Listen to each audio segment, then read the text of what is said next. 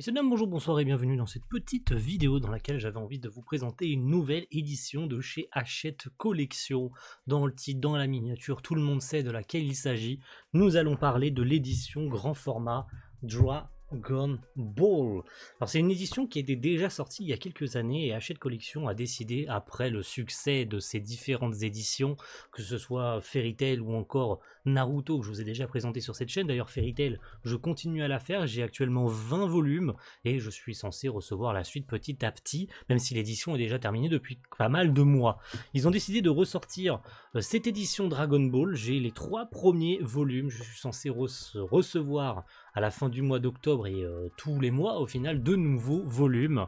Donc j'avais envie de vous faire un petit état des lieux. Ça va vous permettre vous aussi, puisque cette édition existe déjà, de comparer avec les différentes éditions qui existe de Dragon Ball, étant donné qu'il me semble qu'il y a Glénat aussi qui ont annoncé pour 2024 la sortie d'une édition, la Color, la Color Edition il me semble, ou bien c'est l'édition Perfect. Je me souviens plus de quelle édition ils ont annoncé, mais il me semble que c'est la Color Edition qu'ils ont annoncé chez nous, chez Glénat, qui est l'éditeur qui a publié Dragon Ball chez nous en France pour la première fois. C'est le premier éditeur. Hachette, eux, ne propose que cette édition grand format. Donc que vaut-elle en termes de prix, que vaut-elle en termes de papier, que vaut-elle en termes de page couleur? Parce que oui, c'est comme le manga de base, j'ai envie de vous dire. On a les trichromies que faisait Akira Toriyama sur quelques chapitres, donc avec quelques couleurs prédominantes. On a des petits posters offerts, on a des petits goodies offerts également. Donc et sa taille, j'ai peut-être pas mentionné sa taille, parce que oui, on est, comme toutes les éditions grand format, au format magazine d'époque. Donc on retrouve dans nos mains un format Dragon Ball typique de ce qu'on pouvait retrouver dans un weekly Shonen Jump, donc les tailles de cases, les tailles de police, tout au final. Donc on a une dizaine de chapitres par volume, il y en a 34 il me semble au total dans cette édition grand format. Donc dans ce premier volume on a notamment les 14 premiers chapitres, voilà. Pour commencer avec un incroyable poster qui est dans les deux sens. Alors il est plus dans ce sens là. Enfin, je vais vous le montrer dans sa totalité. Il ressemble à ça le poster. Il est beau. Je sais pas ce que c'est censé représenter. Peut-être que c'est une page couleur tout simplement pour le tout début du manga à l'époque, quand il avait été publié en 1984 dans les pages du Weekly Shonen Jump. Et d'ailleurs, il me semble que l'illustration d'ailleurs de ce premier tome représente un Goku d'une illustration de Toriyama, tout comme les autres différents volumes. Donc le deuxième, je vous disais, vu que j'ai les 3 premiers, avec Kame Sennin, forcément. Alors on a un petit Shenlong derrière, qui est beau.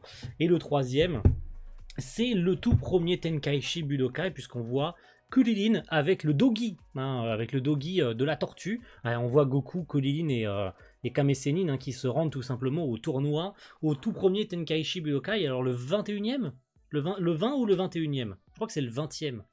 Tenkaichi Budokai, puisqu'ils y retourneront pour le 21e où ils rencontreront Tenshin Han, mais c'est pour beaucoup plus tard. Alors que vaut cette édition? On va faire rapide en termes de papier. Déjà, on a 200 à 300 pages, alors, il me semble qu'on est plus autour des 200 pages par tome, parce que je vous disais qu'il y a à peu près 10 chapitres par tome, donc c'est pas trop mal, soyons honnêtes, c'est pas mal du tout. Donc 14 chapitres dans le premier tome du coup. Et en termes de papier, bon c'est ce qu'on a l'habitude avec Hachette. Alors il y en a des... Parfois c'est un peu... Voilà, on l'a vu certaines fois sur... Je l'ai pu le constater sur Naruto, il y avait quelques petits moments où c'était pas ouf du tout. Pareil pour les Fairy Tail. Ça dépend. En fait, ça dépend vraiment duquel vous recevez. C'est vraiment au pifomètre en fonction des tomes qui sortent en imprimerie. Pareil pour la qualité. Là, par exemple, pour le tome 1, j'ai un petit POC là en bas, mais j'ai mis tellement de temps à le recevoir, surtout que le service client de Hachette est une catastrophe sans nom, les gars. Si vous avez un problème avec Hachette, je vous dis, faut pas abandonner. Faut maintenir, faut garder un self-control, parce que le service client de Hachette Collection est le pire service client que j'ai jamais vu de ma life. J'ai eu des problèmes avec eux en termes de paiement. J'ai mis des semaines et des semaines avant de régler le problème, parce que ce sont tout simplement des branle-couilles. Hein, ils savent pas gérer un quelconque problème comment dire, pour payer les éditions, etc. Donc surtout que les tomes arrivent en retard. Ils te trouvent 800 milliards d'explications possibles. Alors, ça, à mon avis, c'est simplement parce que c'est une personne différente qui répond à chaque fois au message, d'un service différent d'un jour à l'autre. C'est pas les mêmes personnes qui répondent à votre service client ou à votre réclamation. Donc on se retrouve avec des discours différents. Un coup c'est oui, on n'en a plus un stock. Un coup, bon, ça va partir dans 3 semaines. Un coup, ouais, en fait, on les a livrés, ça devrait plus tarder. Puis après, c'est encore une autre excuse et ainsi de suite. Ça peut durer très longtemps. C'est pour ça d'ailleurs que cette édition, il me semble que le premier tome est arrivé avec quasiment un mois de retard. Ce qui fait qu'en librairie, il y a déjà le tome 4, voire le tome 5, éventuellement le tome 6 qui sont déjà disponibles. Et ben les envois aux fans, à ceux comme moi qui sont abonnés à l'édition, bah, ils en sont toujours au tome 3.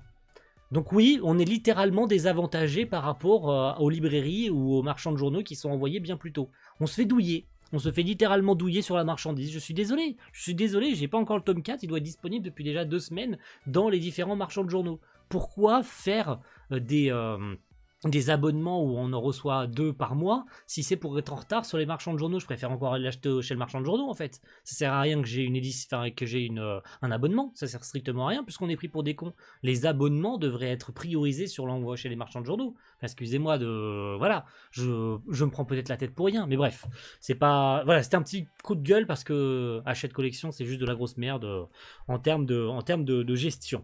Les trichromies, bah franchement, c'est... Bah, je veux dire, en termes de comparaison de ce qu'on avait dans les magazines Weekly Shonen Jump d'aujourd'hui d'ailleurs, qui sont à des prix absolument exorbitants, surtout sur ces Dragon Ball, il y a certains Shonen Jump qui sont à des prix aberrants.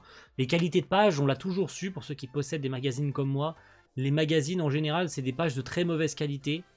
Ça veut pas dire que c'est le cas avec cette édition et que c'est mieux avec cette édition Hachette. Il y en a qui vont me dire oui, peut-être que la Color Edition ou encore les éditions Glénat sont mieux.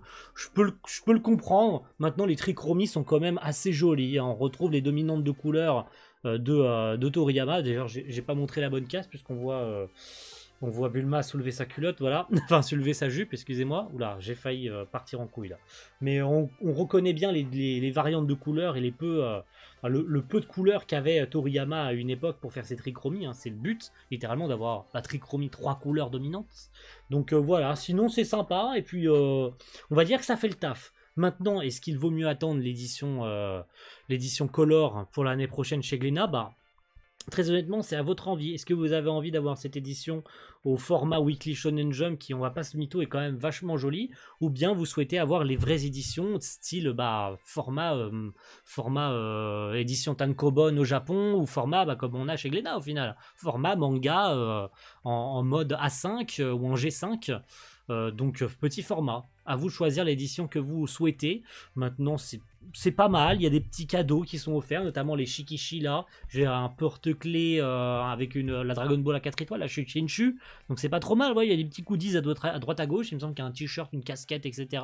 Donc voilà, ça il faut prendre l'abonnement pour avoir tout ça, mais ça ne casse pas 3 pattes à un canard, mais ça se lit. Voilà, moi j'ai aucune édition Dragon Ball, donc je suis content d'avoir cette édition grand format. Ça me permet d'avoir au moins une édition Dragon Ball chez moi.